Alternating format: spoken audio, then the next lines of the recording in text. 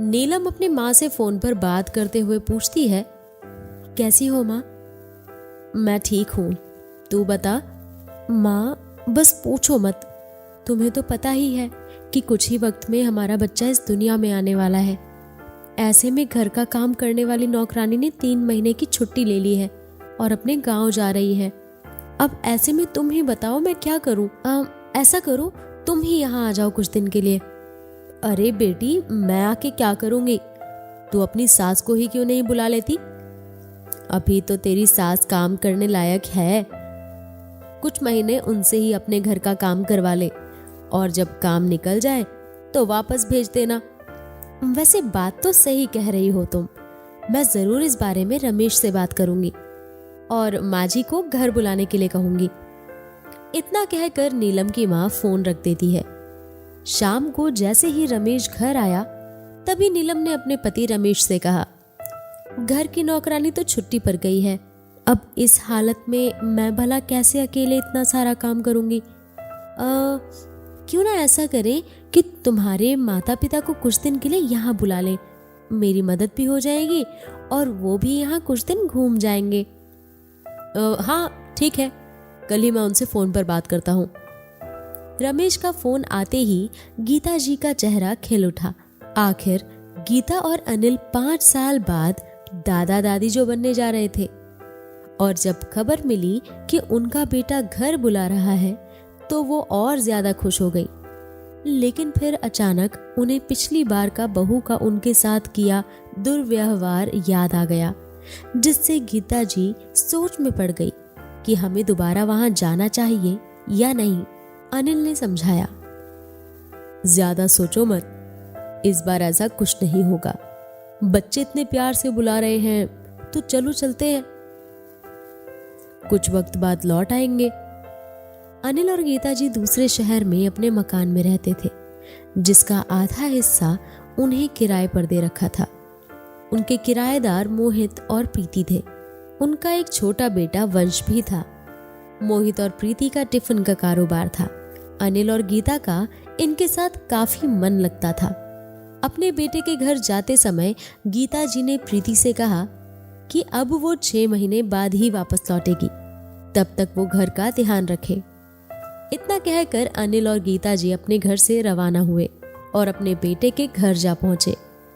रमेश उनको लेने स्टेशन गया और अपने साथ घर ले आया।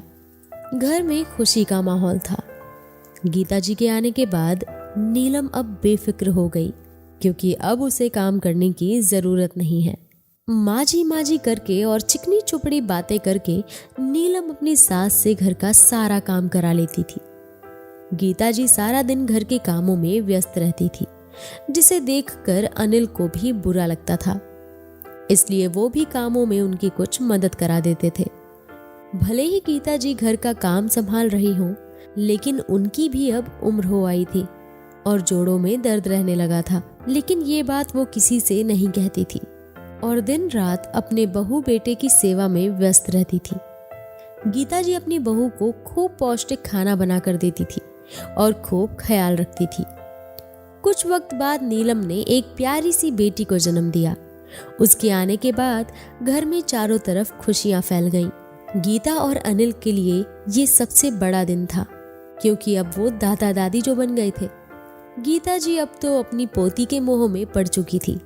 सारा घर का काम संभालने के साथ साथ अब वो अपनी पोती का भी ख्याल रखने लगी। देखते ही देखते 2 महीने बीत चुके थे। दादा दादी के साथ बच्ची भी घुल मिल गई थी और दूसरी तरफ नीलम की नौकरानी भी अपने गांव से वापस आ गई थी।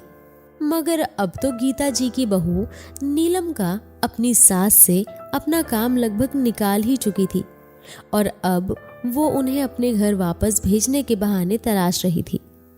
एक दिन नीलम ने अपनी कुछ सहेलियों को अपने घर दावत पर बुलाया, जिसके लिए गीता जी ने उनके लिए खाने पीने की सारी तैयारियां की।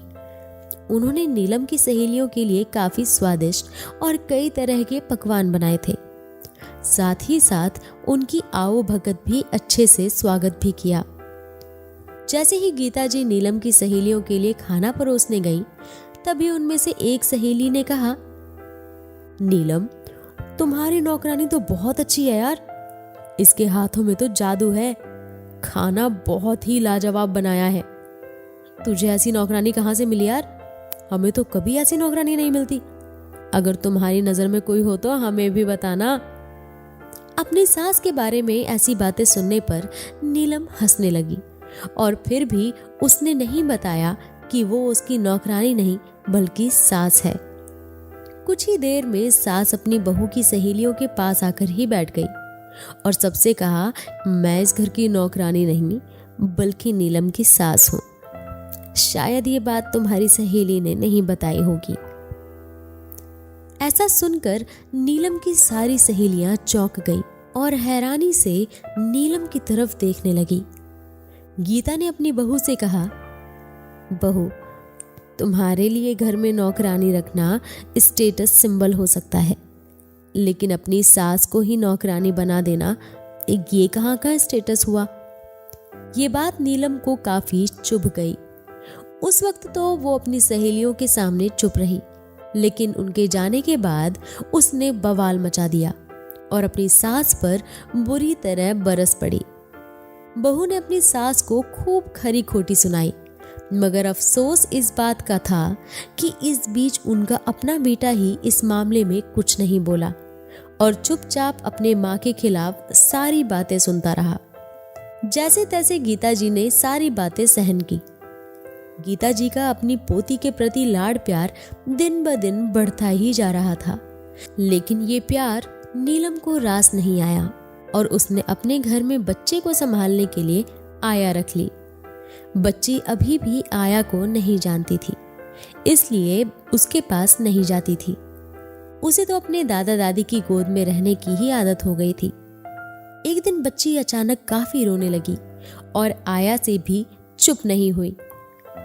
तभी दादी ने उसे आया की गोद से ले लिया और बच्ची के पेट पर हिंग लगा दी, जिसके कुछ ही वक्त बाद बच्ची चुप हो गई और खिलखिलाने लगी। ये देखकर आया नीलम से बोली, अगर मेरी इस घर में जरूरत ही नहीं है तो मुझे काम पर क्यों रखा है? मैं अभी इसी वक्त ये काम छोड़कर जा रही हूँ। इतना कहकर आया वहां से चली गई। इस बात पर फिर नीलम ने बखेड़ा खड़ा कर दिया और अपनी सास को खरी खोटी सुनाने लगी। और अब भी रमेश चुपचाप तमाशा देख रहा था, लेकिन इस बार अनिल चुप नहीं रहे। अपनी पत्नी की इतनी बेइज्जती देखकर वो बेहद दुखी हो गए और घर छोड़कर जाने का फैसला किया। इतनी सेवा करने के बाद भी उन्हें ये सिला मिला। घर से जाते वक्त उनके बेटे ने उन्हें एक बार भी नहीं रोका। अनिल और गीता अपना मायूस सा चेहरा लेकर अपने घर वापस आ गए, जहां उन्हें देखकर मोहित और प्रीति काफी खुश हुए। लेकिन प्रीति को उनका यूं अचानक वापस आना थोड़ा अजीब लगा, क्योंकि जाते वक्त गीता जी कह कर गई थी कि अब वो 6 महीने बाद ही लौटेंगी, लेकिन वो समय से काफी जल्दी वापस आ गई थी और काफी मायूस लग रही थी। गीता जी के हाव भाव देखकर प्रीति समझ गई थी कि उनके साथ क्या हुआ होगा, लेकिन वो उस वक्त चुप रही। अनिल को उनके बहू बेटी की बातें चुप रही थी और वो वही सब सोच सोच कर काफी परेशान हो रहे थे। इतने में ही उनके दिल में अचानक दर्द उठा और जितने देर में उन्हें अस्पताल ले जाते उतने में वो अपना दम तोड़ चुके थे। दिल का दौरा पड़ने से अनिल दुनिया छोड़ गए और गीता जी अकेली ही रह गई। पिता के जाने की खबर सुनकर रमेश और नीलम वहां आए और आखिर समय में बेटे को जो जरूरी काम होते हैं वो करके जल्द ही वहां से चले गए। उन्होंने एक बार भी अपनी माँ का हाल नहीं पूछा और ना ये सोचा कि अब वो अकेले उस घर में कैसे रहेंगी। वो दोनों तो अपनी माँ को अकेले ही छोड़ आए। ऐसे में उनके किराएदार प्रीति और मोहित उनकी थोड़ी बहुत देखभाल कर लेते थे। एक दिन प्रीति के बेटे वंश की अचानक तबीयत खराब हो गई। वंश की तबीयत इतनी खराब थी कि उसके लिए उसे एक दिन के लिए हॉस्पिटल में एडमिट करना पड़ा था। ऐसे में प्रीति का टिफिन का कारोबार देखने के लिए कोई नहीं था, लेकिन गीता जी खाना बहुत अच्छा बनाती थी। उस दिन गीता जी ने ही सबका खाना बनाया और टिफिन पैक करके सबको डिलीवर करा दिया। जिसने भी गीता जी के हाथ का खाना खाया उसने उनके खाने की बहुत तारीफ की। सभी को उनके हाथ का खाना बेहद पसंद आया। उनके घर के पास एक गर्ल्स हॉस्टल था जहां भी टिफिन की सर्विस दी जाती थी। वहीं की लड़कियों ने जब गीता जी के हाथ का खाना चखा तो उन्होंने भी उस खाने की खूब तारीफ की। कुछ वक्त बाद प्रीति और मोहित भी गीता जी का घर खाली करके जाने लगे, क्योंकि अब उन्होंने भी नया घर ले लिया था और अपना नया रेस्टोरेंट भी खोल लिया था, जिसके लिए अब उन्हें ये घर खाली करके जाना था।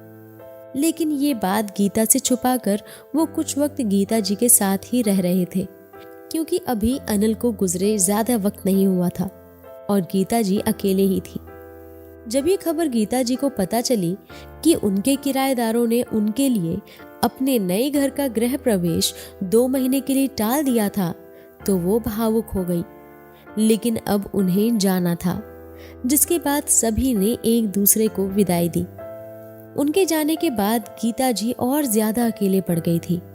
अब कोई किराएदार नहीं था, जिससे किराए के पैसे भी आने बंद हो गए थे और वो सोच में पड़ गई कि अब घर का खर्चा कैसे चलेगा।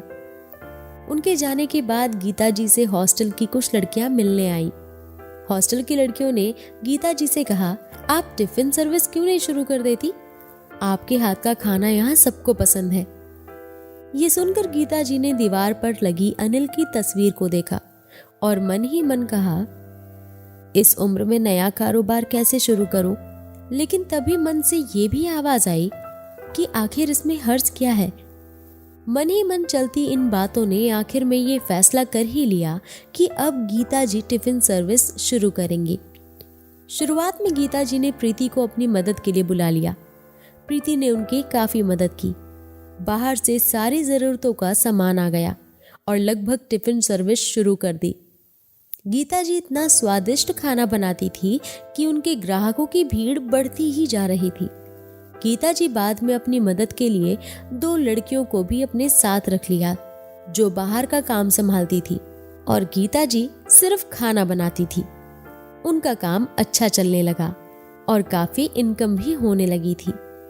एक दिन एक हॉस्टल की लड़की ने खाना बनाते वक्त गीता जी की वीडियो बना ली और उनकी इस रेसिपी की वीडियो सोशल मीडिया पर पोस्ट कर दी। देखते ही देखते उनकी वीडियो वायरल हो गई और लाखों व्यूज आए। लोगों को गीता जी की वीडियो बेहद पसंद आई।